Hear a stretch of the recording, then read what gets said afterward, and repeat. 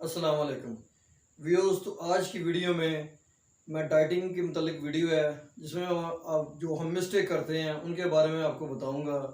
वो कौन सी मिस्टेक हैं जो हम करते हैं जिस वजह से हमारी जो डाइटिंग है वो कामयाब नहीं होती। तो मैं आपको मिस्टेक भी बताऊंगा और फिर बाद में उनका मैं आपको सोल्यूशन भी बताऊंगा। तो आपने वीडियो को स्किप नहीं करना, वीडियो को एंड तक देखना है। तो चलते हैं आज के टॉपिक की तरफ। सबसे पहले तो जो भी बंदा स्टार्ट करता है डाइटिंग करना, तो जो डाइट प्लानर उनका होता है या वो खुद अपनी डाइट बनाता है तो वो डाइट बहुत ज़्यादा स्ट्रिक्ट बना लेता है। वो डाइट प्रोफेशनल जो बॉडी बिल्डर्स होते हैं उनको मद्देनज़र रखते हुए या फिटनेस मॉडल होते हैं उनको देखते हुए डाइट बना लेता है, जिस वजह से वो अपनी कैलोरीज ना बहुत कम कर लेते हैं। तो जो पहली मिस्टेक होती है वो कैलोरीज बहुत कम कर लेते हैं।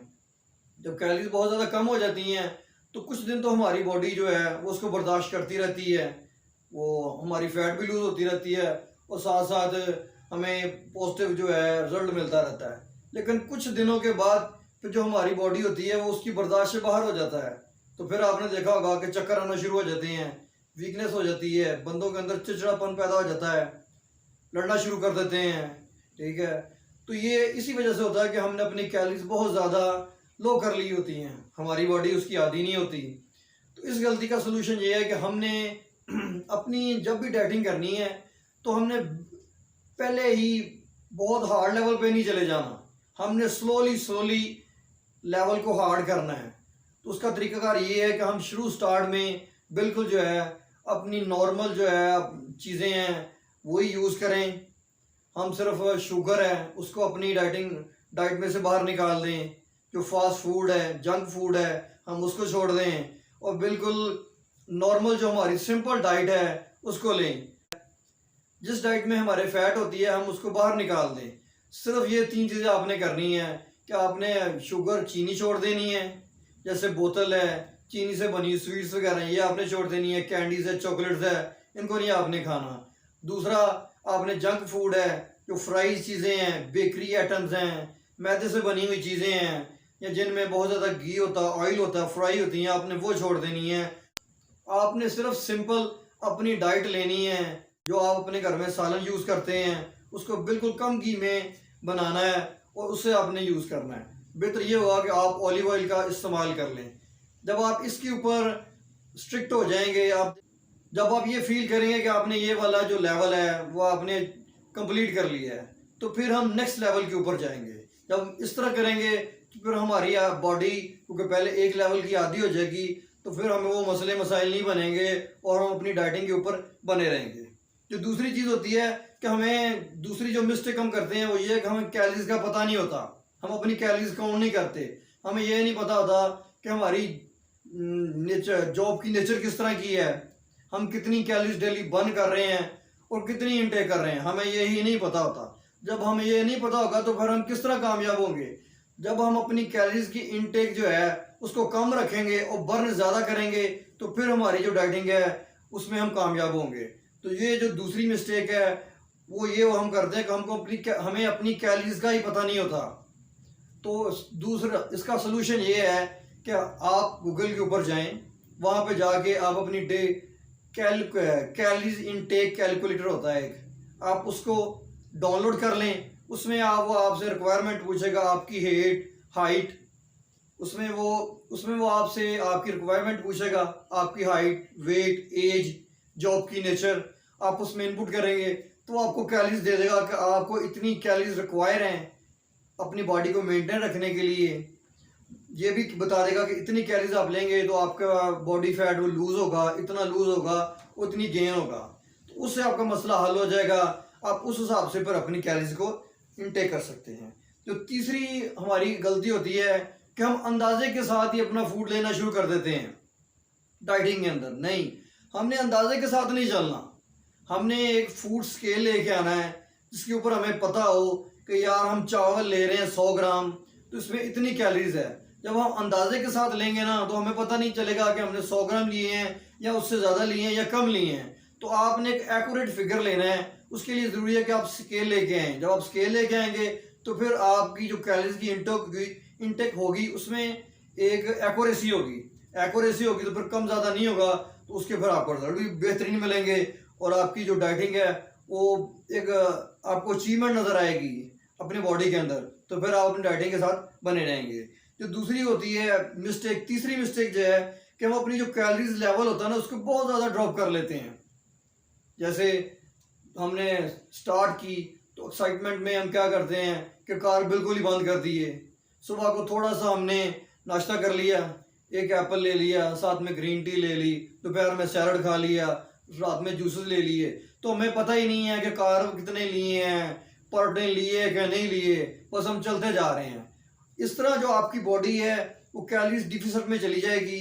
जब बहुत ज़्यादा कैलोरीज कम होंगी तो बॉडी स्ट्रेस में चली जाएगी, जिससे आपको कमज़ोरी, वीकनेस होगी, चक्कर आना शुरू हो जाते हैं, चिड़चिड़ापन हो जाता है। तो आपने ऐसा नहीं करना, आप अपनी कैलोरीज को आहिस्ता आहिस्ता आहिस्ता कम करना है और बहुत ज़्यादा कम नहीं करना।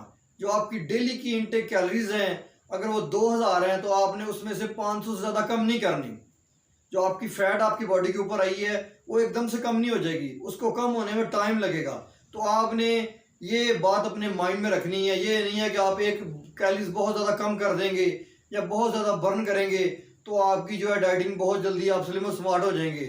उससे आप स्लिम और स्मार्ट नहीं होंगे बल्कि तंग आ जाएंगे और आप डाइटिंग छोड़ देंगे, तो आपका जो गोल है आप उसको अचीव नहीं करेंगे। जो पांचवी हम मिस्टेक करते हैं वो ये करते हैं कि कार्डियो बहुत ज़्यादा करना शुरू कर देते हैं। जैसे हमने डाइटिंग स्टार्ट की तो घंटा घंटा कार्डियो कर रहे हैं, 5-5 मील कार्डियो कर रहे हैं। आपने ऐसा नहीं करना। आपने जब डाइटिंग स्टार्ट करनी है तो बिल्कुल एक इजी लेवल से स्टार्ट कर रहे हैं। स्टार्टिंग में आप 10 मिनट कार्डियो करें, फिर आहिस्ता आहिस्ता आहिस्ता उसको बढ़ाएं, 5 दिन के बाद 1 मिनट इंक्रीज कर लें।